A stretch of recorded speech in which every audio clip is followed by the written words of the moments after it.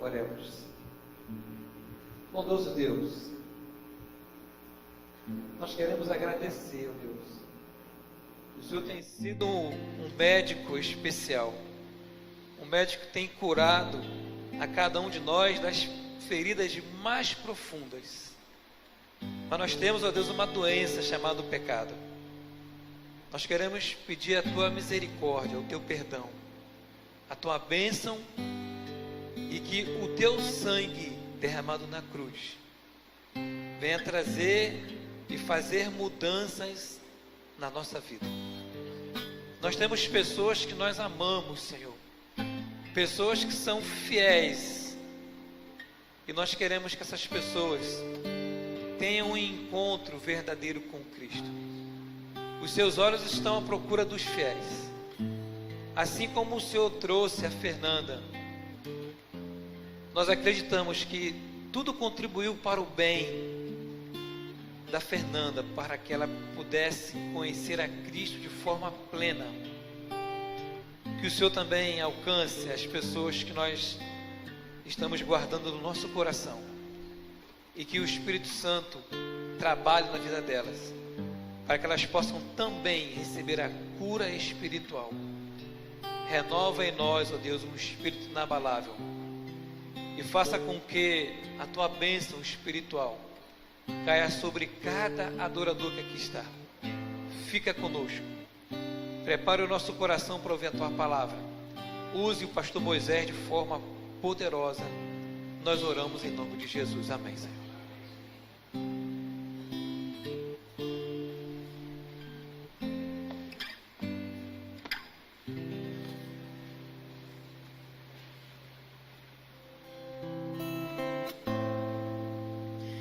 Eu já fui ovelha errante, do pastor eu me afastei, quis seguir os meus caminhos e do aprisco me ausentei.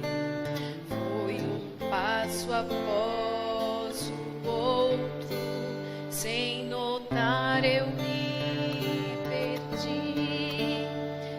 já era noite escura, quis voltar, não consegui, e cercou-me o desespero, tive medo de morrer, pois o frio congelava, não podia me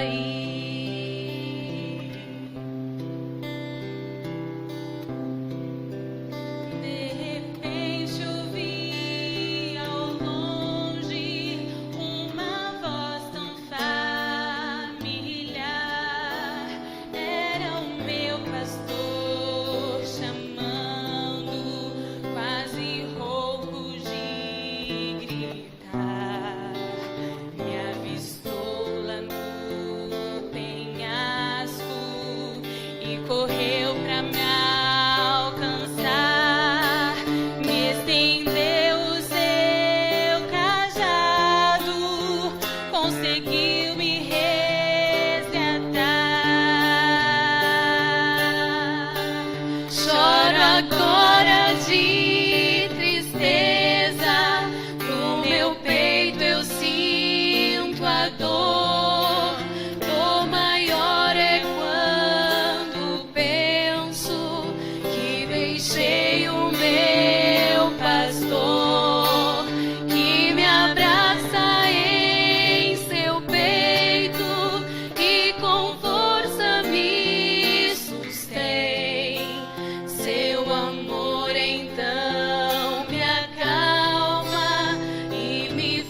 Sentir tão bem, seu amor então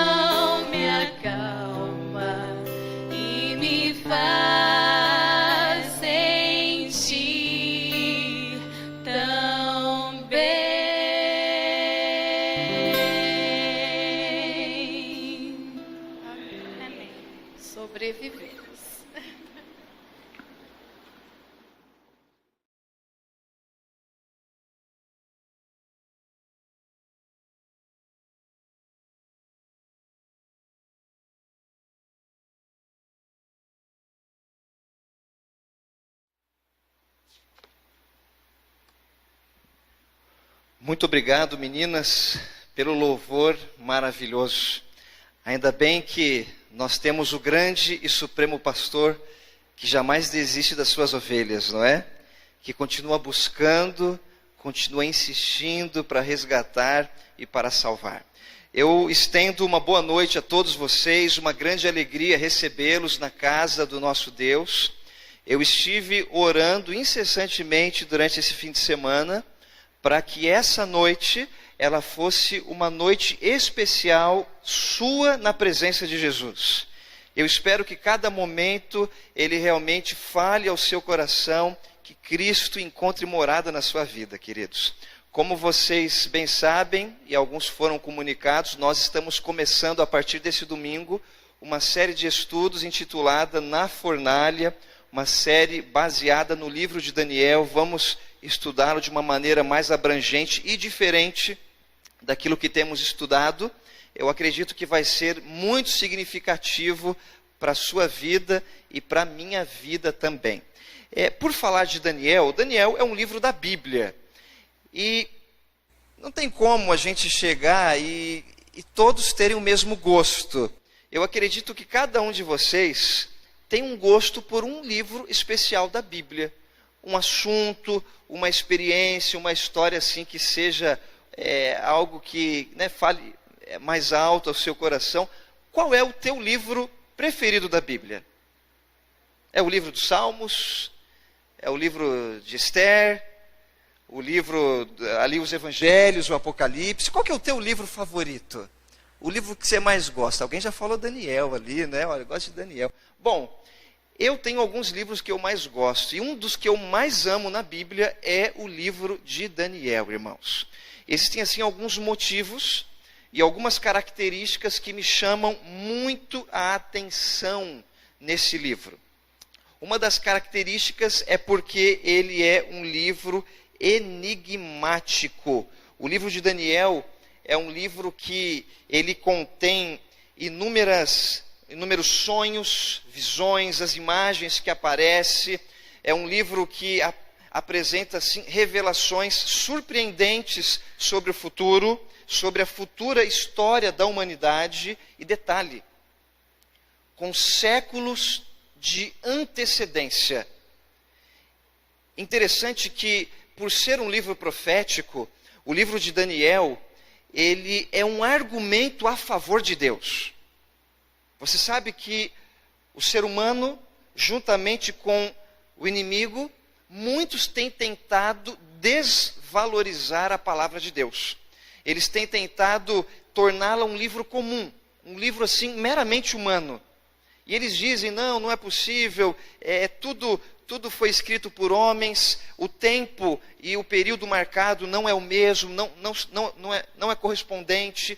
Mas um dos argumentos a favor de Deus são as profecias, porque não é possível um homem ter escrito com tamanha certeza sobre momentos específicos da história do mundo, com séculos e até 1 milênio de antecedência. E o livro de Daniel, ele apresenta isso. É um grande argumento a favor da palavra de Deus, de que ela realmente é verdadeira. Mas ele me chama a atenção também, porque ele contém assim inúmeras histórias de fé, de lealdade, de obediência a Deus, experiências assim que são impressionantes para nós. E aqui a gente encontra logo no início do livro um grande teste de lealdade a Deus. E esse teste, ele não acontece com pessoas mais velhas, com pessoas mais experientes, como em alguns outros livros da Bíblia. Esse teste de obediência, sabe com quem acontece, gente? Com garotos, com meninos. Para você ter ideia, Daniel ele tinha por volta de 17 anos de idade quando ele foi levado para a Babilônia. E com 17 anos de idade, Vinícius, um garoto ainda, sabe, um rapazinho começando a ter experiência de vida, ele mostrou a sua fidelidade a Deus. Amém por isso? Glórias a Deus, porque sempre nós vemos exemplos iguais a esse para nós seguirmos, não é? Então, eu convido você, vamos para o livro de Daniel, capítulo 1, e eu quero ler o verso 3 até o verso 7. Daniel, capítulo 1, verso 3 até o verso 7. Lá no Antigo Testamento, Daniel, capítulo 1, se você está com a sua Bíblia, abra a sua Bíblia, sublinhe ela, olhe o contexto da história, é muito importante. Se você não tem a Bíblia, que um amigo ao lado sente junto contigo aí e compartilhe a palavra de Deus. Daniel, capítulo 1, verso 3. Disse o rei a Aspenaz, chefe dos seus eunucos, que trouxesse alguns dos filhos de Israel, tanto da linhagem real como dos nobres. Jovens, sem nenhum quê? Defeito, de boa aparência, instruídos em toda a sabedoria, doutos em ciência, versados no conhecimento, e que fossem competentes para assistirem no palácio do rei, e lhes ensinasse a cultura e a língua dos caldeus. Determinou-lhes o rei a ração diária, das finas iguarias da mesa real e do vinho que ele bebia, e que assim fossem mantidos por quantos anos? 3 anos, ao cabo dos quais assistiriam diante do rei. Entre eles se achavam dos filhos de Judá. Vamos falar, fale comigo aqui. Qual o primeiro nome? Daniel. O segundo nome? Ananias. O terceiro? E o quarto? Deixa de olhar para a tua Bíblia e olha para mim. Vamos ver se você gravou os nomes aqui, tá bom? Você tem condições de falar os 4? Não pode olhar não, Breno. Pode olhar não. Tem condição de olhar, de falar os 4 na mesma ordem que nós lemos aí? Primeiro nome que nós lemos? Daniel. Muito bem, está forte. Isso daí. Segundo? Ananias. O terceiro? Azarias. Ou é Misael? Vocês estão ligados, né? Misael. E o quarto?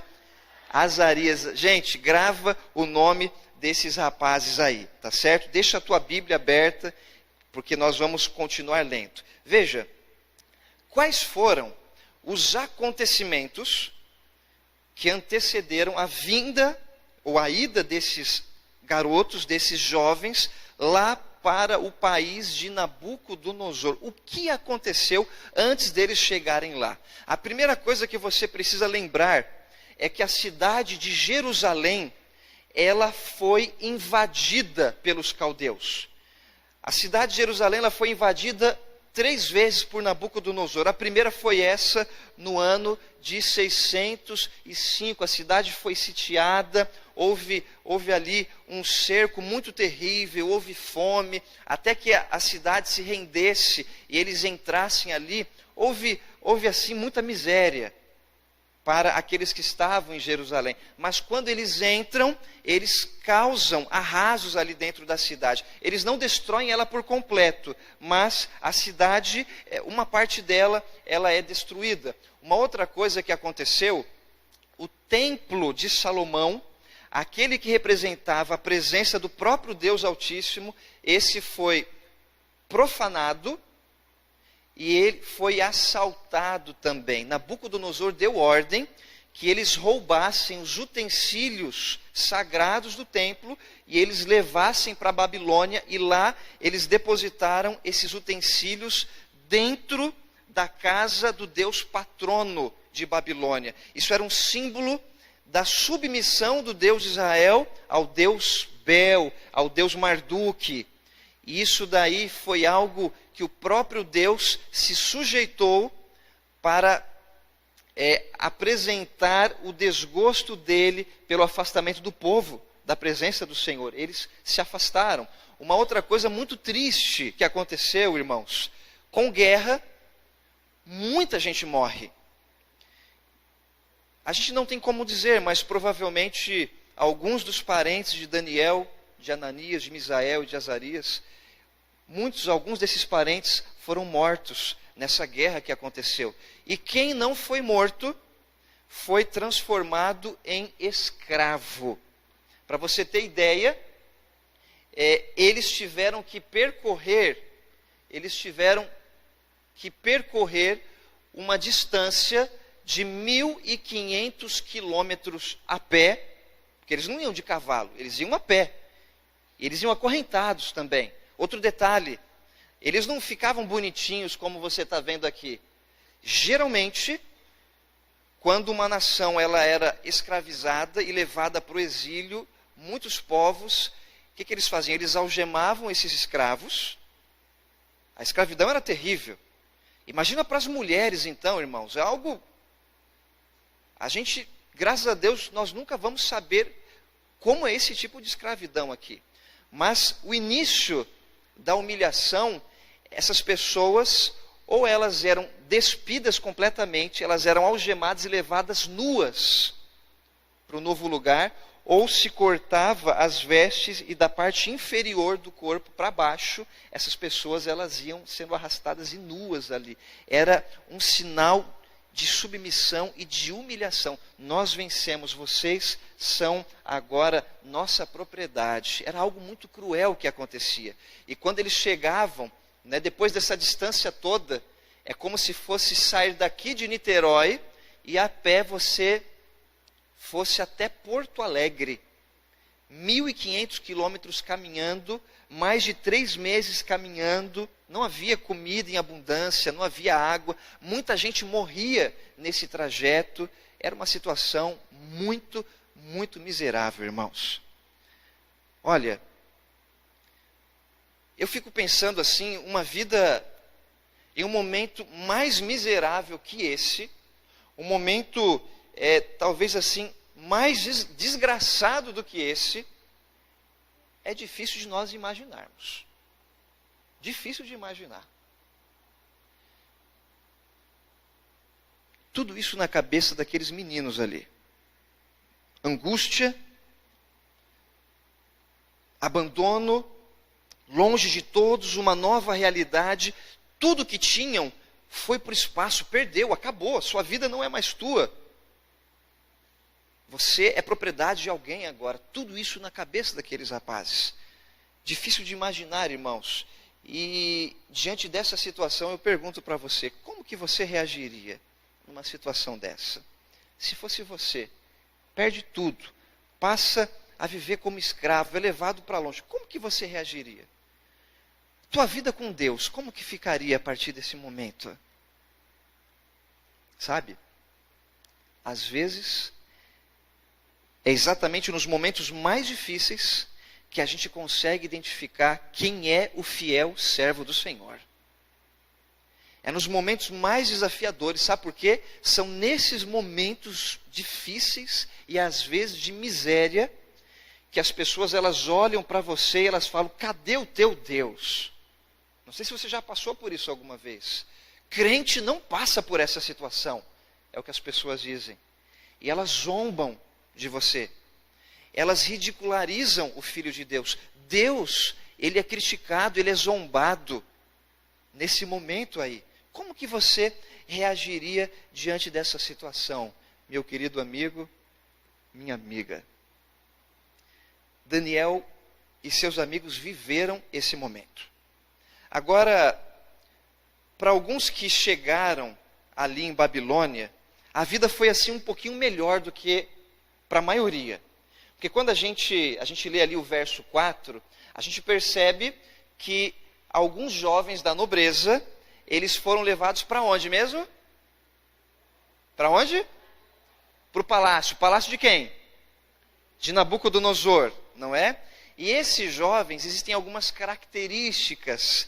Dizem que eles eram pessoas, quais eram as características? Eles eram sem defeitos. Eles eram bonitos, eram pessoas assim bem apessoadas, jovens elegantes, bonitos. Eles eram versados em várias áreas do conhecimento. Era gente muito capaz que foi selecionada para ir para o palácio. E essa era uma atitude assim muito comum naquele tempo. Por quê? 2 propósitos. O primeiro era para se manter a lealdade da nação que foi derrotada. Tinha um recado ali, olha, seus parentes estão aqui, os filhos estão aqui. Se rebelar, o que acontece? Era um recado muito forte e funcionava, ok? E um outro objetivo é que esses rapazes, eles tinham bons gostos, Eles tinham gostos assim refinados. Eram rapazes que eles viviam ali no palácio. Eles sabiam como se vestir. Eles sabiam provar um alimento bom, um alimento requintado. Eles sabiam como se comportar dentro do palácio e na presença do rei. E eles eram levados. Agora, deixa eu contar uma coisa aqui que talvez te chame muito a atenção. A maioria desses eunucos que viviam no palácio, eles eram príncipes e eram nobres. Tudo indica que Daniel e os seus amigos, quando chegaram no palácio, eles se tornaram eunucos. Você entende quando eu digo eunuco? Possivelmente Daniel e seus amigos, eles foram castrados quando entraram na corte do rei da Babilônia. Sabe por quê? Eu não estou afirmando, mas existem indicações. Quando você vai ali para a fornalha ardente, quem é lançado simplesmente são os 3 jovens, Sadraque, Mesaque e Abednego. Se eles tivessem família, a família seria lançada com eles. Então tem uma indicação. Daniel, na cova dos leões, ele quando ele é lançado com outras pessoas ou sozinho? Sozinho. Mas quando os seus adversários são lançados, eles são lançados sozinhos ou com mais pessoas? Com todo mundo. Filhos, esposas, os parentes mais próximos, a família toda era condenada. Tudo indica que Daniel e seus amigos, eles eram eunucos na corte de Babilônia. Bom, você conhece a história. Eles passam por um teste de obediência. A questão aqui, a princípio, parece ser alimentar. Eles obedecem, eles se colocam firmes diante de um princípio que eles consideravam importantes. E aí a gente sempre olha para o final da história e a gente meio que comemora. Eu gosto muito da história de Daniel. E eu meio que comemoro. Né? E a gente chega e fala assim, olha, tá vendo? Foram fiéis a Deus. Deus abençoou quantas vezes mais?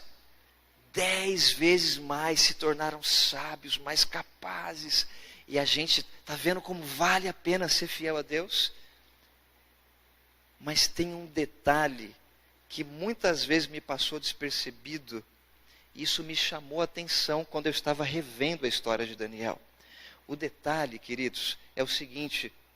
Se você observar bem, Daniel e seus amigos, eles já eram muito capazes, eles eram sábios e muito preparados quando eles foram levados para o palácio.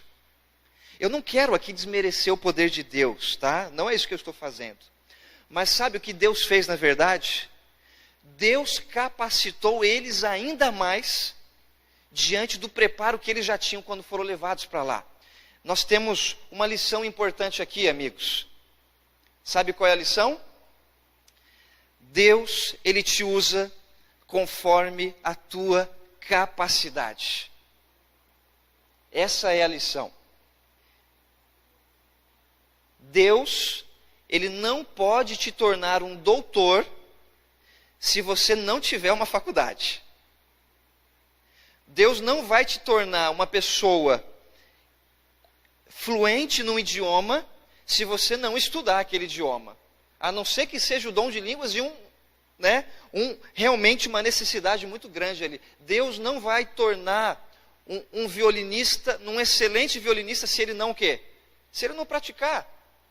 Então entenda uma coisa. Deus, Ele usa qualquer pessoa. Amém por isso, não é? E Deus, Ele respeita a nossa capacidade. Deus, Ele respeita as nossas limitações. Ele tem um potencial incrível de usar qualquer pessoa, mas Ele só vai te usar conforme a tua capacidade. Tem um jargão muito conhecido no meio adventista. Esse jargão é mais ou menos assim. Talvez você já tenha ouvido, né? Esse jargão é assim. Deus, Ele não escolhe os capacitados, mas Ele capacita os... Quantos já ouviram já isso daqui? Quantos já falaram isso daqui? Oh, irmão, fica tranquilo. Deus não escolhe os capacitados. Deus capacita os... Quantos concordam com isso? Amém. Quantos não concordam? Posso te falar a verdade? Eu discordo um pouquinho dessa expressão aqui. Eu acredito que ela é uma meia verdade. Realmente, Deus ele capacita os escolhidos. Mas eu acredito que Deus ele escolhe os capacitados também. Posso te dar um exemplo? Quem foi Moisés? Se você pega o Antigo Testamento, quem foi aquele que Deus escolheu para libertar o povo dele? Deus escolheu a pessoa mais habilidosa que havia. Claro, Deus fez uns ajustes ali na vida de Moisés. Deus teve que moldar um pouquinho. Mas quem ele escolheu? Ele escolheu o melhor líder que havia para aquele tempo. Alguém que conhecia de guerra, de estratégias, alguém que conhecia de como fazer uma provisão em meio a longas jornadas, alguém que conhecia como liderar o povo, e ele chama Moisés. Moisés é o homem mais capaz do Antigo Testamento, e Deus chama ele. Quem foi Paulo? Quem foi? No Novo Testamento, teve alguém mais preparado do que Paulo, irmãos? Não teve. Não teve. Deus escolheu outros, mas quem foi Paulo? Foi o mais capacitado. Ele era tão capaz que Ellen White, ela diz lá no livro Atos dos Apóstolos, que se Deus ele não intervisse na perseguição que Saulo estava fazendo aos cristãos, ele era o melhor instrumento que o diabo tinha naquele tempo para destruir a igreja de Cristo. Se Deus não colocasse ali uma pedra no caminho, Saulo, ele iria destruir os cristãos todinhos. Sabe o que Deus fez? Ele falou o seguinte: eu vou pegar o melhor instrumento que o diabo tem e eu vou transformá-lo no melhor instrumento para o meu evangelho. E ele vai saber o que é ser perseguido pelo meu nome. Você entendeu, irmãos? Talvez você chegue e você diga assim: pastor, mas muita coisa vai depender das oportunidades. Tem gente que tem mais oportunidade do que outros, então Deus ele discriminaria, escolhe um, rejeita outro. Não, Deus escolhe todos. Só que quanto melhor o preparo, melhor essa pessoa ela pode ser usada. Tem sim, gente, tem muita diferença de facilidades e dificuldades de uma vida para outra. Se a gente pegar aqui, aqueles que estão conosco, provavelmente vai haver algumas pessoas aqui que já tiveram todas as oportunidades na vida. Todas, as melhores oportunidades. Nasceu num ambiente favorável, teve estudos muito bons, os lugares, o investimento que a família fez. Teve muito mais oportunidade. Mas possivelmente vou encontrar algumas pessoas aqui que talvez só tiveram uma oportunidade na vida e agarraram essa oportunidade com toda a sua força.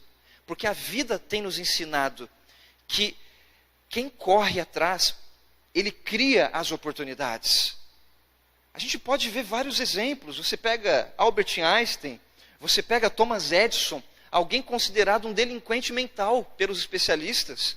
Você pega Ben Carson, um dos maiores médicos da atualidade, cresceu num subúrbio, numa periferia. Quem diria que seria o melhor neurologista do mundo inteiro?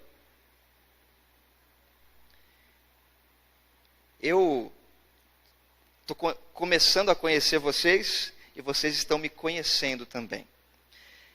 Mas para que eu me tornasse um pastor, eu tive que trabalhar muito. E diante assim, dos planos e das expectativas que as pessoas têm, eu não me encaixaria como alguém que conseguiria chegar até o final. Porque a minha família, uma família simples, uma família que não tinha condições de me apoiar na faculdade, como alguns amigos meus tiveram a chance ali. Então tive que trabalhar muito, comportei durante 4 anos. Comportei mesmo, sabe? Valorizo e não cuspo no prato que eu comi. Valorizo os comportores. Aliás, Deus me abençoou e me tornou um pastor através da comportagem. Na minha 4ª campanha de comportagem, eu estava lá no sul, em Santa Catarina. Cheguei numa cidade chamada Jaraguá do Sul. E nessa cidade, pensa numa cidade quente no verão. Você pensa que sul é frio, né? É frio no inverno. No verão eu peguei 45 graus lá, pra você ter ideia. Parecia que o ovo fritava assim no asfalto, né? E eu cheguei em Jaraguá do Sul, já um pouquinho mais experiente, e lá eu encontrei vários estudantes novatos ali. E ali eu comecei a ouvir um pouquinho das expectativas que eles tinham, os sonhos. E uns diziam assim, olha, eu quero ir para a faculdade. Outros, aquilo que eu vender, o que eu ganhar, eu vou comprar um carro, eu vou fazer uma viagem. E eu fui ouvindo. E aí um deles me chamou a atenção, o sonho que ele tinha. Era o bombeiro. O bombeiro era o apelido dele que nós demos. Ele largou o corpo de bombeiros para ir para a comportagem e com os recursos entrar na faculdade de medicina. Olha a loucura desse camarada, gente. Uma vida estável, fixa ali, seguindo carreira. Largou tudo para fazer medicina. E como que ele ia conseguir recursos? Comportagem, publicações. E o bombeiro chegou e falou assim, olha, eu preciso vender nessa campanha 25 mil reais para eu me manter no semestre da faculdade de medicina. Eu, para a faculdade de teologia, eu tinha que vender 16 mil reais naquela campanha. Em 45 dias, pensa só a loucura e a correria que nós tínhamos, né? Eu, experiente, tinha que vender 16, ele tinha que vender quanto? 25. Quando eu olhei para ele, eu de longe, eu orei a Deus, falei, Senhor, tem misericórdia dele, né? Compadece-te dele, se ele se der mal, que o Senhor, né, console ele. Porque eu não acreditava, era novato, difícil disso acontecer. Bom, começamos o trabalho, e eu tinha que trabalhar muito. Então, 8 horas da manhã eu já saía para o campo, eu dava ofertas, visitava famílias, oferecia material de saúde. E eu sempre chegava por volta de 8 horas, mais ou menos, 12 horas trabalhando direto. Mas uma coisa começou a me chamar a atenção, sabe, Wagner? O bombeiro, ele saía cedo, o meu amigo, e ele também chegava tarde. E ele começou a chegar mais tarde do que eu. E eu não estou me gabando, mas pela necessidade de ter que voltar, eu tinha que trabalhar muito. E quando eu chegava às 8 horas, ele chegava às 9. E aquilo ali começou a me incomodar no bom sentido, né? E começou a me motivar também. Eu falei, não é possível. O sujeito está começando a trabalhar agora e está trabalhando mais do que eu? Não, eu vou ter que chegar mais tarde do que ele. E eu comecei ali uma disputa santa com ele, sem ele saber. Falei, Senhor, eu vou ter que chegar mais tarde, vou ter que dar mais oferta. E aí todo dia, quando eu chegava mais tarde, quando eu chegava às 9 horas, o bombeiro chegava às 10. Quando eu chegava às 10 horas, eu já entrava direto, eu nem ia tomar banho. Eu queria saber se o camarada já estava lá, já estava descansando, né? Eu ia lá, perto onde a cama dele ficava, e eu olhava, o garoto não tinha chegado ainda. Chegava às 11. Não é possível. E aquilo ali, gente, foi algo assim incrível. Até que chegou uma vez, um dia que Deus me abençoou tanto, irmãos. Foi um maná dobrado, derramado por Deus. Foi tão bom que eu cheguei naquele dia, meia-noite em casa. E aí quando eu cheguei, abri o portão, aquele silêncio na campanha de estudantes, todo mundo já dormindo, tudo escuro. Eu vou passando pelo meio dos amigos, e aonde que eu vou? Falei, agora eu consegui, né? Chego lá, me aproximo do lugar onde ele dormia, e quando eu olho, a cama estava vazia. Chegou 1h30 da manhã naquele dia, irmãos. Poucas foram as vezes que eu consegui vencer aquele garoto, viu? Resumindo a história, graças a Deus eu consegui vender a minha cota, aquilo que eu precisava para me manter no semestre, graças a Deus. Mas vou te falar uma coisa, o bombeiro não vendeu 25 mil reais. Ele vendeu 30 mil reais naquela campanha. E ele voltou para casa e ingressou na faculdade de medicina. Eu nunca mais tive a oportunidade de encontrar o mineiro, ou bombeiro.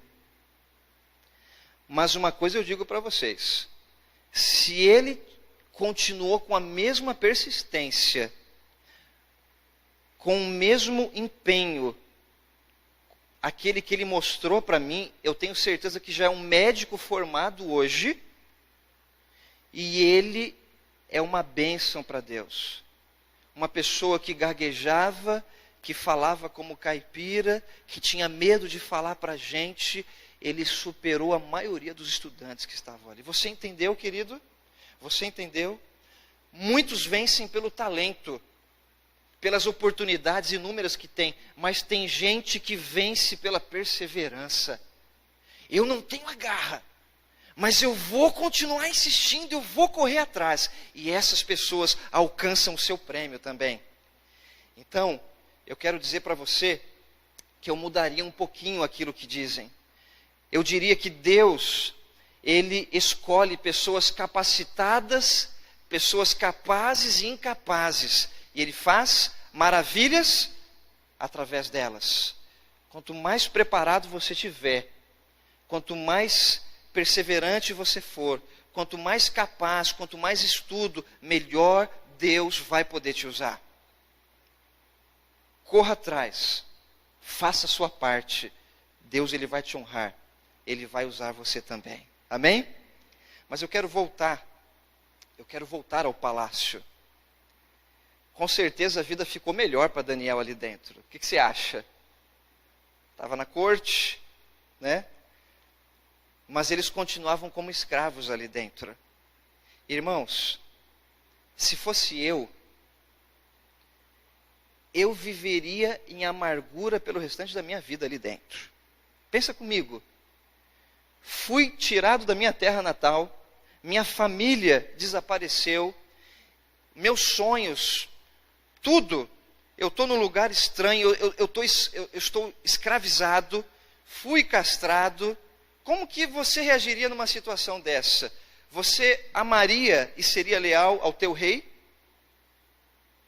Eu odiaria aquele homem, do fundo do coração. Eu senti desprezo por ele. Eu jamais seria leal a um rei como esse. Eu teria que obedecê-lo, mas jamais seria leal a ele. Se fosse você. Sabe como o rei, ele faria para mudar essa situação e te fazer se aproximar dele? Sabe como? Ele não ia chegar para você e falar, olha filho, esquece tua família, esquece tua terra, troca o seu Deus pelo meu, está tudo bem, vem ser fiel a mim que você vai ser bem sucedido. O rei não ia falar isso. Sabe qual seria a estratégia? Vamos, acompanhe comigo aí mais uma vez, capítulo 1, verso 5. Determinou-lhes o rei a ração diária das finas iguarias da mesa real e do vinho que ele bebia. Irmãos, todos aqueles escravos, eles vinham de famílias nobres, eles eram ricos. Você sabe qual é o maior medo de uma pessoa que tem uma vida abastada?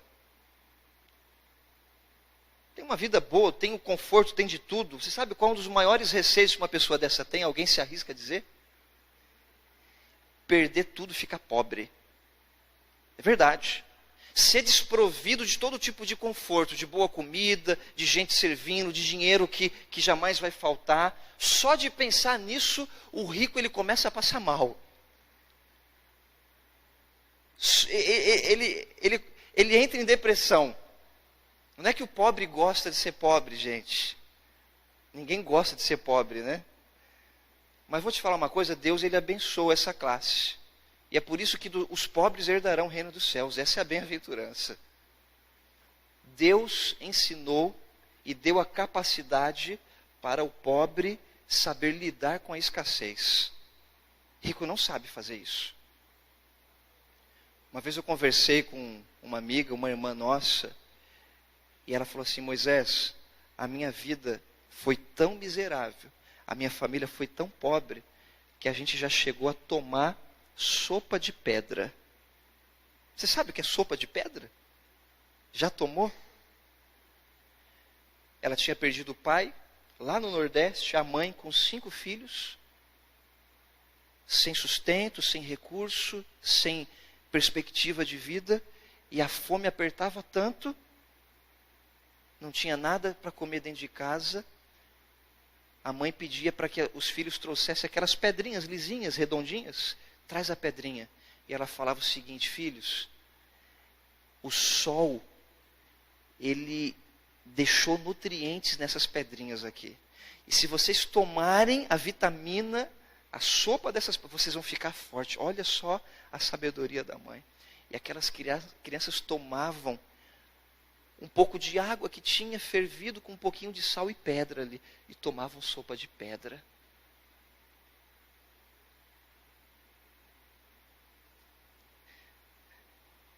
Daniel, ele era um escravo. Agora você sabe qual era o tipo de refeição que Daniel e os seus companheiros eles comiam todo dia? Sabe o que eles comiam ali? Eles comiam o melhor que Babilônia tinha a oferecer, gente. E quando eu digo o melhor, era porque era o melhor mesmo, tá? Eles comiam da comida real. Agora, olhe para mim aqui. O que o rei come, gente? Você consegue imaginar um rei comendo farinha com feijão? Consegue imaginar isso daí? Alguém gosta de angu aí? Gosta de angu? Eu gosto. Mas eu não consigo imaginar um rei comendo angu. O que o rei come, gente? O rei come tudo que há do melhor no reino. Sabe o que o texto está nos dizendo? Que Daniel e seus amigos, eles comiam daquilo que tinha de melhor. Todo dia, eles participavam de um banquete real. Comiam da mesma comida do rei. E se eles comiam da melhor comida, isso significa que tinha outras regalias no pacote. Claro, eles representavam o rei. Então, a roupa era qualquer uma? Era a melhor roupa. O aposento era qualquer um? Era o melhor aposento, a melhor carruagem, a melhor faculdade. Eles tinham tudo do bom e do melhor. Olha a estratégia, está conseguindo entender? Pastor, mas qual o problema deles eles serem servidos dessa maneira? Irmãos, esse era um banquete para os escravos. Era uma forma de fazer um escravo achar que era livre. Uma maneira de iludi-los, um grande truque de ilusão. Imperceptivelmente, tudo neles era mudado. Eu chamo essa técnica de babilonizar os recém-chegados. Todos eram babilonizados ali. Não, eu te dou isso, você vai ganhar isso. E o conforto, e sutilmente tudo era mudado. A maneira de pensar, a maneira de agir, a maneira de vestir. Os deuses eram trocados, o nome era trocado, e eles não percebiam nada disso. Que grande estratégia.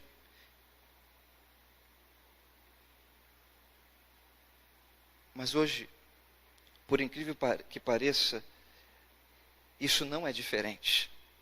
Eu conheço muita gente, muitos cristãos, tementes a Deus, fiéis ao Senhor, que imperceptivelmente têm sido babilonizados. A maneira de pensar tem sido mudada, a forma de julgar as coisas, aquilo que veste, a maneira com que se comporta, o lugar que frequenta, aquilo que ouve. E isso daí não é percebido. Eu tenho vários amigos que cresceram comigo na igreja. Meu pai está ali de prova, sabe? Quantos amigos a gente participou ali da classe dos primários, juvenis, desbravadores, sonhamos juntos, nos envolvemos na igreja. Eu tinha um amigo muito próximo, e nós prometemos um para o outro, que quando chegasse a idade, nós faríamos teologia, nós seríamos pastores juntos. Só que ele ficou. Muitos desses meus amigos hoje estão completamente afastados da presença de Deus.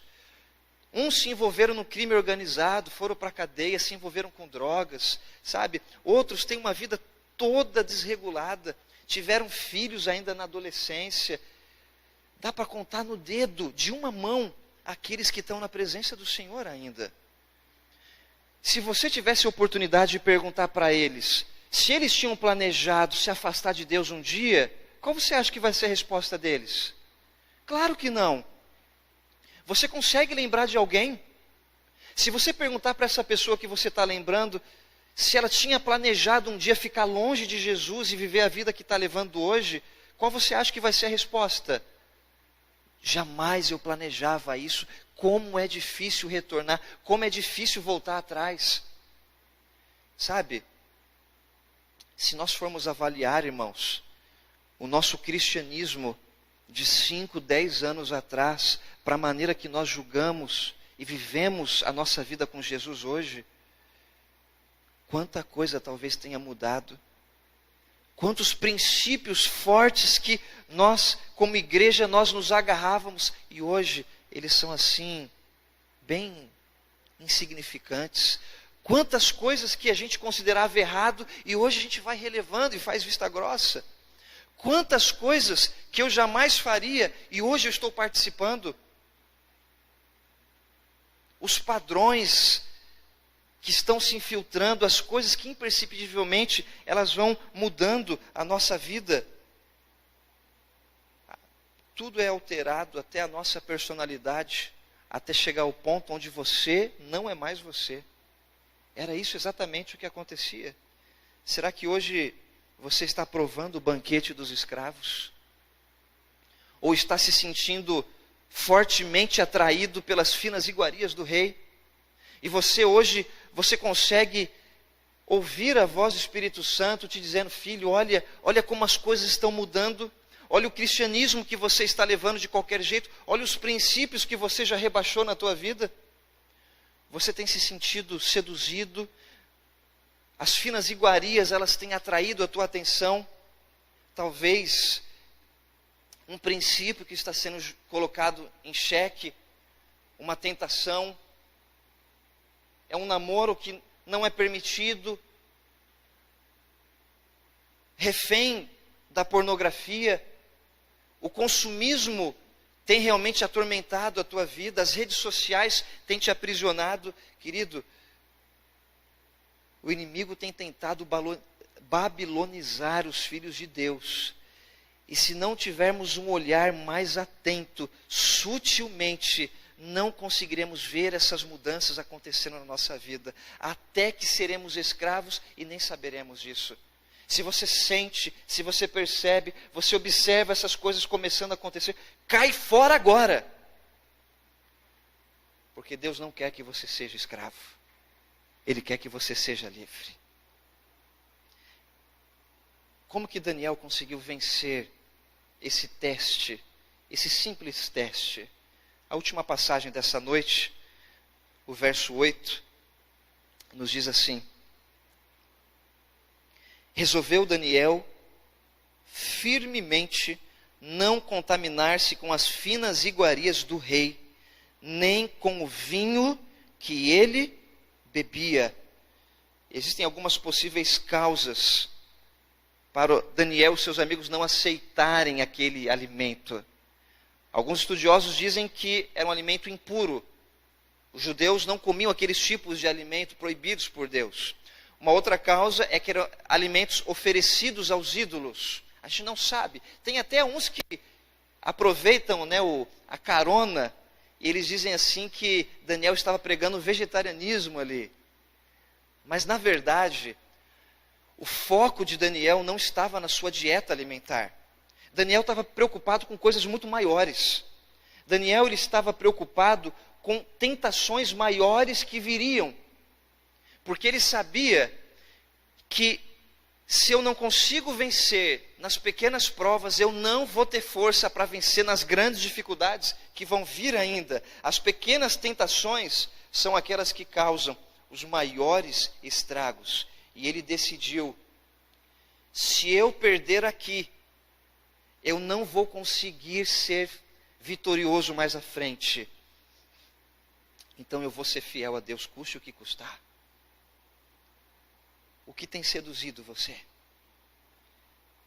A minha preocupação é que a gente vive esperando grandes tentações virem, grandes provações chegarem, para nós sermos fiéis a Deus. Não, eu estou esperando o meu patrão, um dia alguém chegar e me jogar na parede, me pressionar e dizer, nega o sábado, renuncia esse dia, renuncia o teu Deus, e você vai continuar aqui no trabalho. Tem gente que está esperando isso. Tem gente que está esperando aparecer uma jovem nua na frente para sair correndo igual José fez. Mas essas coisas jamais vão acontecer com a maioria de nós, irmãos. Ficamos preocupados com as grandes tentações que vão vir, e quantas vezes nós roubamos os minutos iniciais do sábado que já pertencem a Deus? Ficamos preocupados com a questão da sexualidade e ser fiel a Deus, mas deixamos com que as mãos deslizantes, elas continuem em ação. Uma cena que antes ela era imprópria, hoje ela passa pela nossa vista e a gente nem liga mais para isso daí. A gente fica preocupado com as grandes coisas, mas as conversas inocentes da internet, elas já não acusam mais a nossa consciência. Meus irmãos,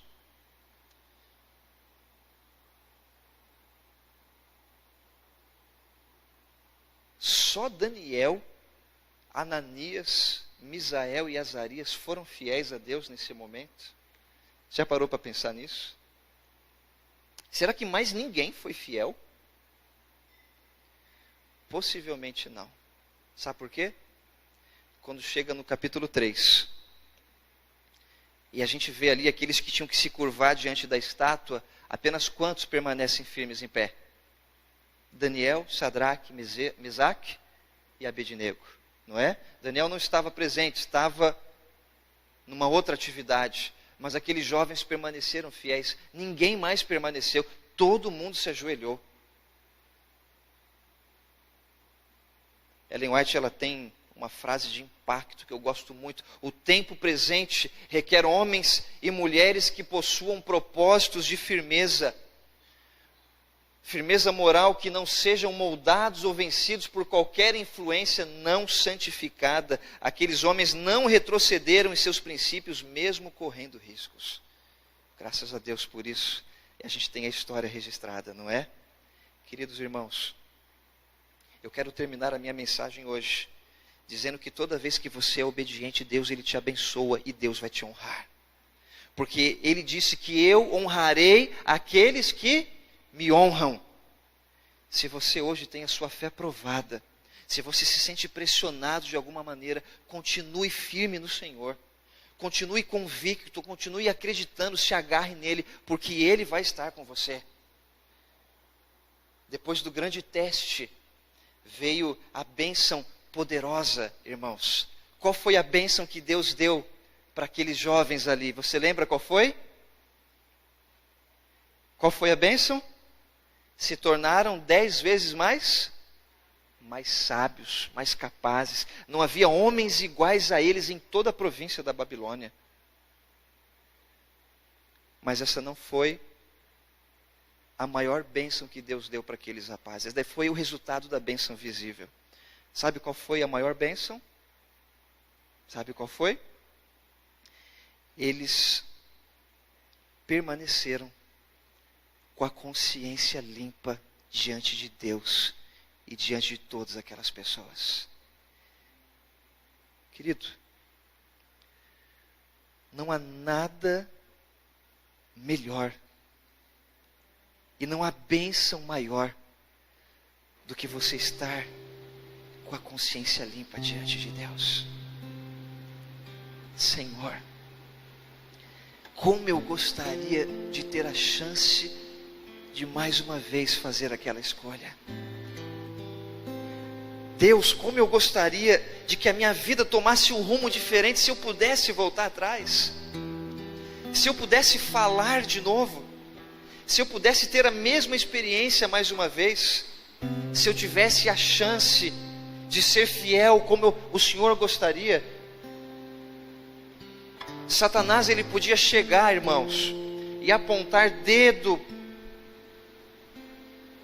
Quem eram as pessoas, quem eram aqueles que tinham se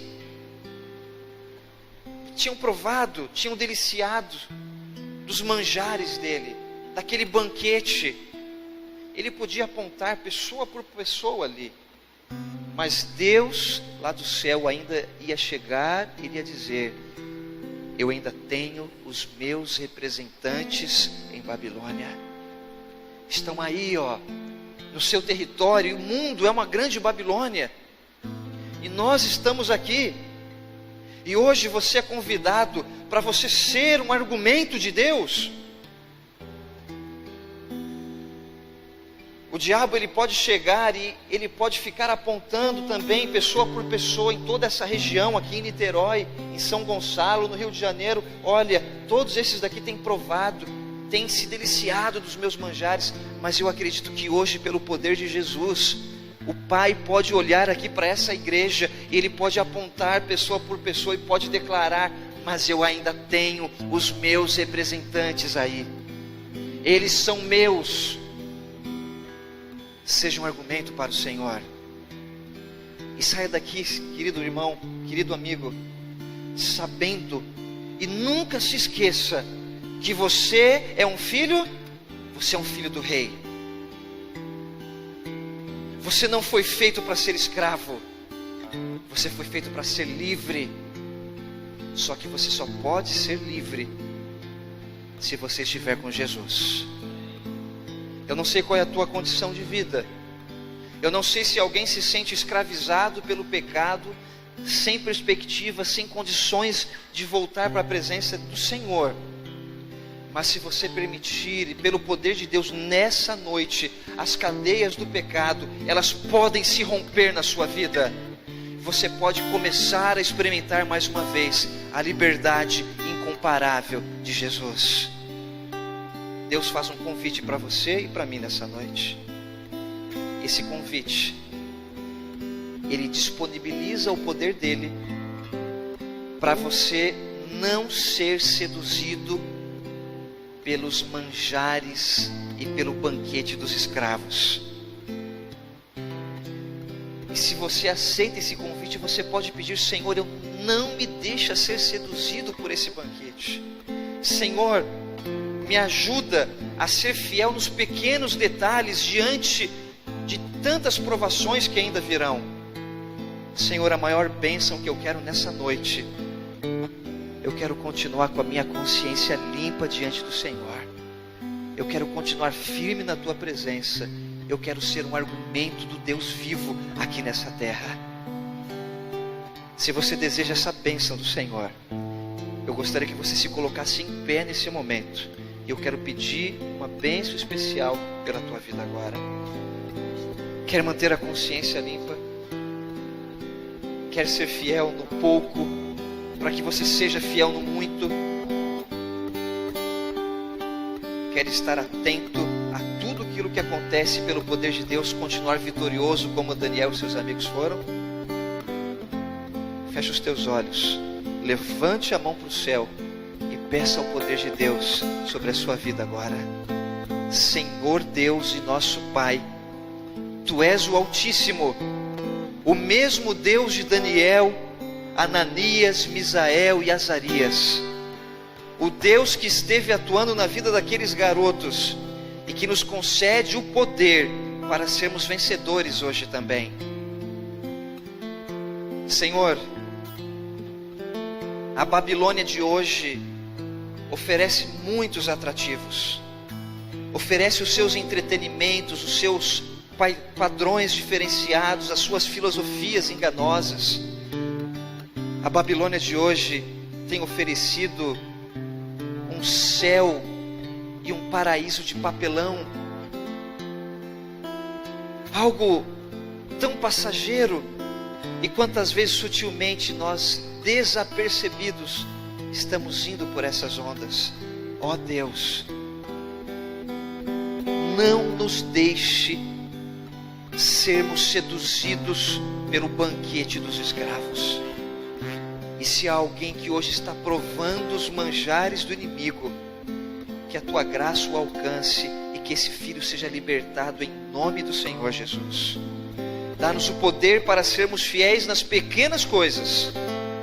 E Senhor, renova nossa consciência contigo e ajuda-nos a permanecermos com a consciência limpa na tua presença. Em nome de Jesus, dá-nos o teu poder e a tua vitória. Nós clamamos. Amém e amém. Amém. Deus te abençoe, te leve em paz. Domingo que vem estamos aqui, aguardamos você.